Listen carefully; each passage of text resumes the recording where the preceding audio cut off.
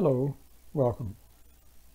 Today I want to talk about addiction. And basically what addiction is an ego problem. It's a symptom of stubbornness, an ego stubbornness. You see, the easiest thing in the world, you would think, would be to say, admit you're wrong, and say, I'm sorry. Especially if it was to a good person. See, a lot of times in life, we don't want to admit we're wrong to other people because when we were little children, people forced us to say we were sorry, even if we weren't. Or we would have been sorry, but because they forced us to, we rebelled. See, it's another trick of the devil, if you'll pardon my saying so, that operates through people. See, if your mom was angry, if she resented her husband, if she was on drugs, if your dad was an alcoholic or angry or had various issues, then there was something wrong. See, people are possessed. See, one of the things that's a real blessing is when you get older. I mean, when a person gets older, when they get to be 30, 40, 50 years old, now all of a sudden they see themselves acting just like their parents.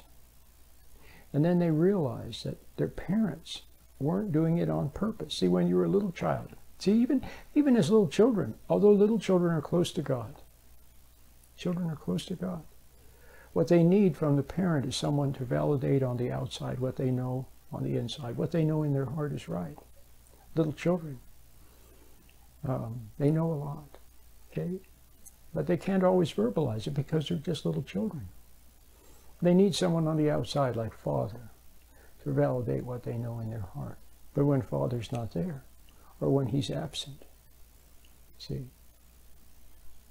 or when no one is there to validate what you know in your heart, well, then that's not good. But what I was going to say is, although little children are close to God, nevertheless, they are little egos. See, we're all born with this kernel of pride that we inherit from Adam. They say an apple doesn't fall far from the tree. Well, we're all like Adam and Eve, except some of us yearn for something different. And our yearning is sincere, or when it becomes sincere, and we seek, and then we find. Okay? But the vast majority of people never find, because they don't yearn enough. See? But anyway, so little egos want to, what is it that egos want? They want to be praised. They want to be worshipped. They want to be admired. They want to get their own way. And they resent people who get in their way, or who disappoint them, or who don't do their will, or who don't see them in a good light. See, that's typical ego. So even little children are that way. Now when they're little children, then they're willful and they want their own way and so on. And they always want what's wrong for them. Well, it's kind of cute, isn't it? Yeah, but it's not cute. It's cute when they're little, but then they little, you know, what's the expression? Naughty egos grow up to be nasty egos, okay? It's not cute anymore when someone is 30 years old and willful and stubborn and wants to be worshipped and praised and never wants to admit they're wrong. Then it's ugly. It's an ugly thing. And in fact, it'll ultimately result in their demise, their destruction, suffering, and then their demise, and they will hurt their children. They will pass on to the next generation what was passed on to them. See, except for those few who yearn for, like I said, something true, something good, something noble, and who are willing to give some things up, like give up resentment, for example. So now, getting back to what I was saying, is when little children, so you undoubtedly, if you're like most kids, you resented your dad. You resented him for not being there for you. Okay? You resented your mom for being willful, or for being sick all the time, or for complaining, or for resenting your father, or for turning you against your father. See, when mom resents her husband, then very often, especially because the kids are closer to mom, she's able to turn them against her dad, see. So maybe you saw that happening, and you resented her for that. But for a variety of reasons. But then even for the fact that they didn't let you have your own way, you might have resented them. Even if your parents had been perfect, you still probably would have resented them for not letting you have your own way, or for not worshiping you, or seeing you in a good light. See? That's the way egos are. It's an ugly thing, really, this pride. But, like I said, when you grow up, you get to be 30 years old, or 40, or 50, then all of a sudden you see that you're just like your parents, and then you realize now, see, when you were a little child, you were harsh on them. You judged them harshly. See? But now you see that they couldn't help themselves. They couldn't help themselves. Something was operating through them. Oh, what I was going to say earlier is when you follow the typical pattern that egos follow, resenting your parents, becoming angry, looking to the world for comfort, looking out in the world for love and for comfort and for praise and for admiration and for, see? When you follow that typical pattern, then what happens is that the world gets inside of you. See, if you had always stayed close to what you knew in your heart, if you had never resented your parents, if you had never resented other kids for teasing you or for having more than you or being prettier than you, if you'd never resented your brother or sister for being smarter than you, or see, any of that, and you had just gone about your business, okay, then you wouldn't have been penetrated by what was on the outside. But because you did resent, okay, you were penetrated by it, and then what was on the outside got on the inside. Okay, so now, if you're like most people, you have a problem, and that is that, you, first of all, you yourself, like I said, are an ego, and you typically don't want to admit you're wrong. But like I said earlier, we don't want to admit we're wrong when we're kids, when people try to force us to be wrong, to admit we're wrong. We don't want to do that. And then later, if you did sometimes admit you were wrong, then people used it against you. They blamed you or accused you or used it against you. See? So you resented that. So then you never wanted to admit you're wrong to other people. However, there is an admitting you're wrong, which is admitting you're wrong in your heart, quietly within. When God's light is there showing you, which we know as conscience, it should be our guiding light. It should be accompanying us all the time like beautiful sunshine or a beautiful strain of music. It's always there. See?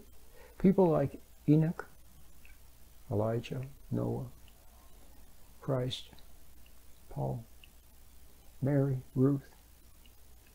These people walked with God. Okay? They walked with God. And so, Abraham, they had this light with them always. See? And they were friends with it. But what has happened is because you resented other people, especially resenting your father and your mom, now you have conflict with the inner light. Okay? So that's not good. But that's the way it is. You have conflict with the inner light. And so now you know it as conscience. So what do? You flee from conscience because you don't want to admit you're wrong. See? So you have that problem. Your basic ego stubbornness. Then the other problem is that there's something in you that's not you. And it got in there when you resented your parents, resented other people, see, or when you wanted something too much and did wrong things to get what you wanted, or when you took drugs, things like that. It got inside you. Okay? And so there it is. Now it is in you, and it doesn't want you to admit you're wrong. And for that reason, undoubtedly, it doesn't like me. It doesn't like the idea of meditating with my meditation. It doesn't like any of that.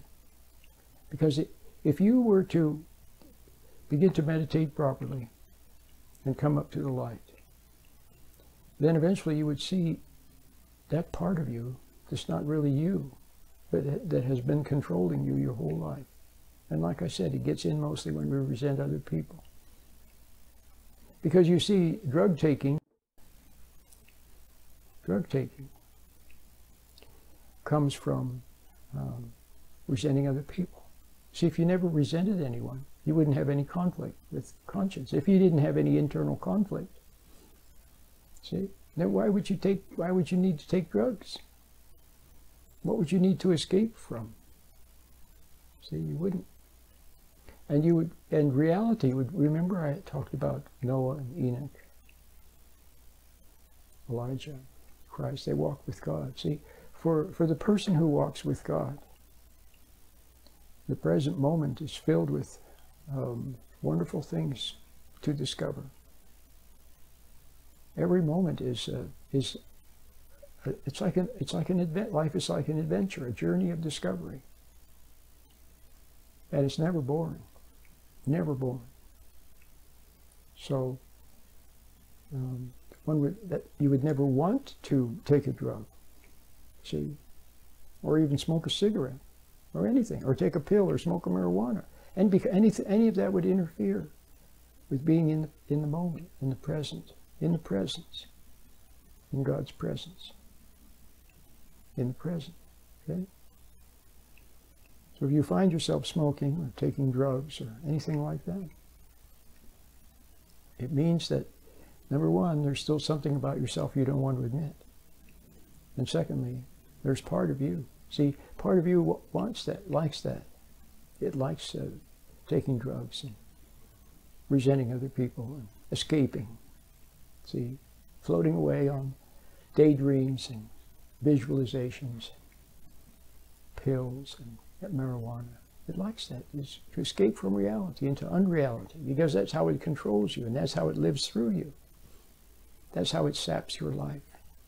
See, takes your life.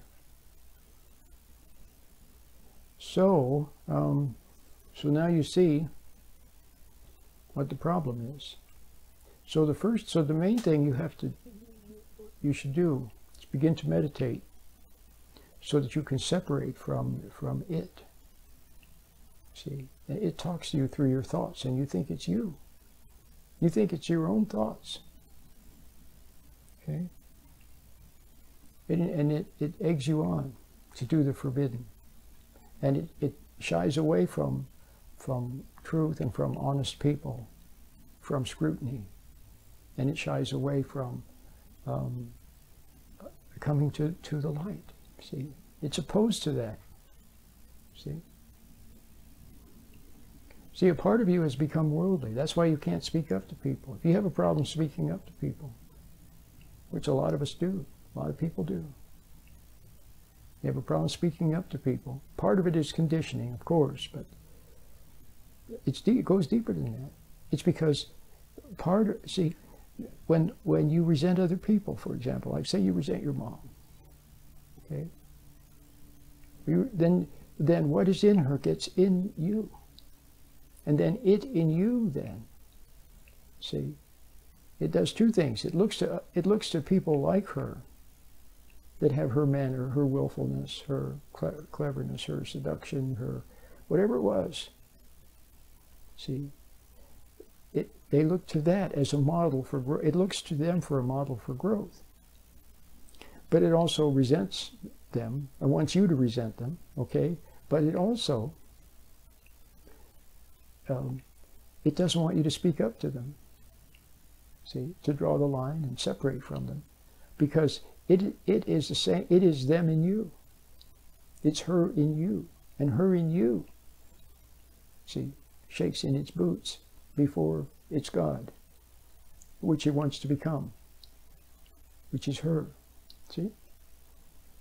And so it wants to complete itself using you until it is complete in you, and then you won't even exist anymore. It'll be her in you, or it in you, whatever it was that came from whoever on the outside that you hated, for example. It's in you. And then it in you then will have its way with your kids and your grandkids and your other people. See? And it wants them to hate you, it in you. See? So when it hates you, when someone hates you because of your confusion, see, you don't even realize how confusing you are. Because you have two minds. Remember, Christ said the double-minded person. See, he's unstable in all his ways. See, you're a mass of confusion. You do things that aren't quite right, and you know they're not quite right, so then you try to make up for it by being extra nice or extra sweet. You're too nice, or you're either witchy or you're too nice. And you confuse the children. And then they resent you when they see you manipulating them. See, that sort of thing. So you need to meditate so you can separate from it. Okay? So you can see that it is not you. The real you, your soul, the real you. Okay?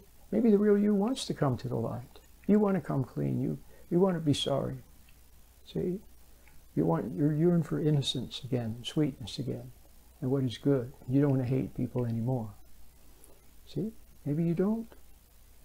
But it doesn't want you to repent and be sorry and come clean and turn to God. See, that's the way it poses.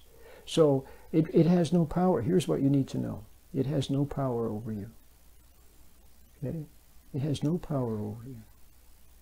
Other than the power that you give it by struggling with it or resenting it or giving in to it. So what you must learn to do is separate from it and just watch it. Watch all the games it plays, all the tricks that it plays. Begin to see that it's not you. See? Because its thoughts, its desires, the real you is ashamed of them. See? And if it was your very own thinking, some of the thoughts that you think, see, if it was your very own thinking, why, you could change your thoughts at will. But you can't. Okay? So know now that it is, you are not condemned. See, it's another trick. It wants you to think that you're condemned, that God hates you, that you're too far gone, and so on and so forth. No, that's just another one of its tricks. See, it wants you to believe that, but it's not true. You are not condemned, but it is condemned. It is going to hell, but it wants to drag you to hell with it. That's why you must separate from it. And there's no better way to begin to do that than to use the little meditation that I have made, which helps you to separate from thoughts and emotions and observe them. Okay? My name is Roland.